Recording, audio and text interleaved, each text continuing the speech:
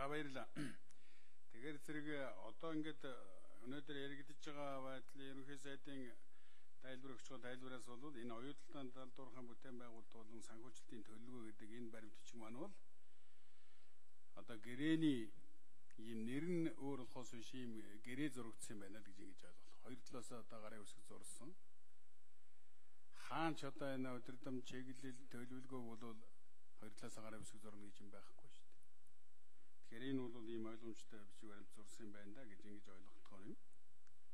Тэгэхээр ер нь бол энэ оюу толгой гэдэг одоо энэ дэлхийд одоо гайхахтахаар ийм том орд баялгааныг зөв эргэлтэнд оруулж чадахгүй анханаас нь одоо мордохын хязгаал болгосон ийм л зүйл л дээ. Тэгээд энийг одоо зөндөө ярьж ирсэн улсууд энэгээр одоо үлдэж яцраад байгаа улсууд энэгээр бас ганц нэг байх шиг байгаамаа.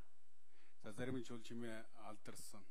Таны наад сууж байгаа суудал дээрээс чинь бол одоо би толгоогоор хариуцна гэж яагаад тэгээд тэр толгоо хариуцсан ч байхгүй одоо гадагшаагаар алгуулсан шүү дээ. Тэгэхээр нэг энэ бол их ойлгомжтой эхнээсээ одоо оны өмнөөс эхлээл яригадаад байсан. Ер нь бол энэ одоо өр зээлийн тааз нэмэгдүүлэхээс хүсүүлээд энэ одоо том орд баялагууд за тэр дундаа ер нь оюу толгойтой холбоотой асуудлыг бол нэг ийм л одоо хувилдааны юм явах нь гэдэг нь бол их ойлгомжтой олон нийт ч одоо хэвлэл мэдээлэл яриад байсан.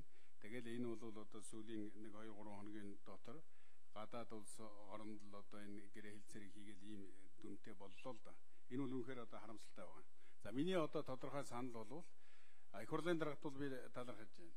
Энэ асуудлыг одоо их хурлын гишүүдийн тавьсан хүсэлтийн дагуу яаралтай шуурхаа одоо очир дараал харгалзахгүйгээр өнөөдөр одоо засгийн газрын мэдээллийн цагаар ингээд хэлцүүлж байгаа сайн хэрэг. Гэхдээ энэ өнөөдөр ярьсан төвшөнд бол ямар ч асуудал одоо тодорхой болохгүй. Тийм учраас одоо яаралтай улсын хурлаас ажлын хэсэг гаргаад энэ одоо нам эвслийн одоо бүх төлөөллийг оруулсан. Тэгээд мэрэгжлийн одоо эрдэмтэд судлаачид энэ талаар ярьдаг төрийн бос байгууллагууд нэлээд өргөн бүрэлдэхүүнтэй шиг ажлын хэсэг яаралтай одоо оруулаад нэг дүн бангийн үзээд ингээд гаргуул одоо их чухал байна гэж ингэж бодох юм. Одоо бид нар бол ингээд ерөнхий сайд өчигдөр орой нисэх онгоцны буудлын дээр мэдээлэл хийж байгаа бид хэвлэл мэдээлэл телевизээр харсан л да. За бид нар бол 54 Монголын талд оногдох одоо ашгийг бол ер нь 54.9% өргөлээл гэдэг юм. Тэгээ мөн одоо өмнө нь гардаад хийжсэн манай найзууд бол одоо бас л их одоо эргэл зүйтэй ийм тоног хэлдэг штэ. Одоо шил Монголын талд одоо 71% одоо ашгийг өгнө гэж ингэж яриад байсан штэ. Яаж байгаа юм бэ? Та нар ингээд 53 гэж яриад байдаг 71 гэж яриад. Өө яах вэ? Энэ 34%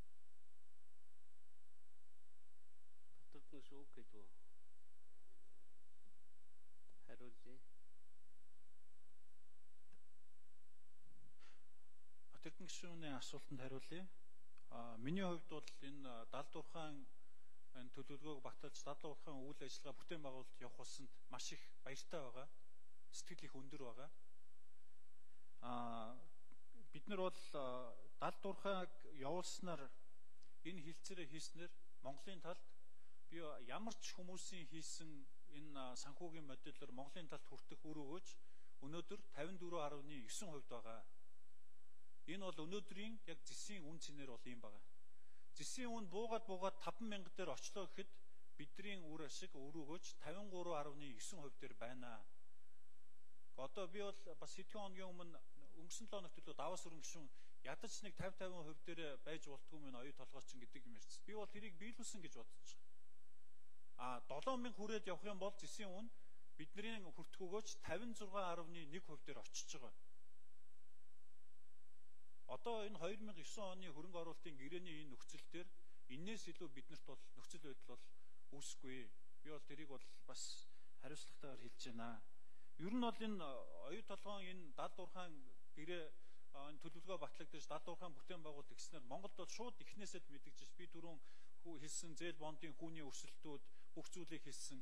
Бүтэн жил бид нар хөрөнгө оруулалтын сан байгуулъя гэж явж исэн асуудал маань оюу толгойн гэрээ зурагдлаа гэдэг энэ байдлаар шууд 1 тэрбумын хөрөнгө оруулалтын сан байгуулах энэ шийдвэрүүд нь гарлаа. Австрали улс өнөөдөр Монгол улсыг өөр улсаас хариуцахгүй. Бид нар Монгол улсад өөрийн элчин сайдын яам байгуулна гэдэг албан ёсны бас мэдээлэл засгийн газарт ирүүлж байна. Арабын Эмиратын бас нэгдсэн улс өөрийнхөө элчин сайдын яамыг байгуулъя гэж хүсэлтэд тавьж байна. Гэх мэт ингээд цөөхөн хугацааны дотор бол маш эерэг зүйлүүд гарч ирсэн. Би энэ эерэг зүйлүүд цаашдаагаа бас үргэлжлэнэ гэж ингэж бодчих баярлалаа. Тэр үстэ агш. За баярлалаа. Энэ нөгөө эхнээсээ л таархан гэрээ байсан дөө. Төрийн 3 өндөрлөг, төрийн 3 сайдтайгаа гар үсэг зураад л зарим нь уйлаад л гар үсэг зурж исэн гэрээ. Ямар ч байсан тодорхой хэмжээгээр энэ хийсэн ажлыг харахад бол сайжруулах ёстой гэдгийг харагдж байна л да. Тэр үед бид бас энэ оюутлага гэрээг буруу зуруу хийж ингэж нэлээд хатуу дуурдаг л байсан. Өнөөдөр ч гэсэн энэ асуудал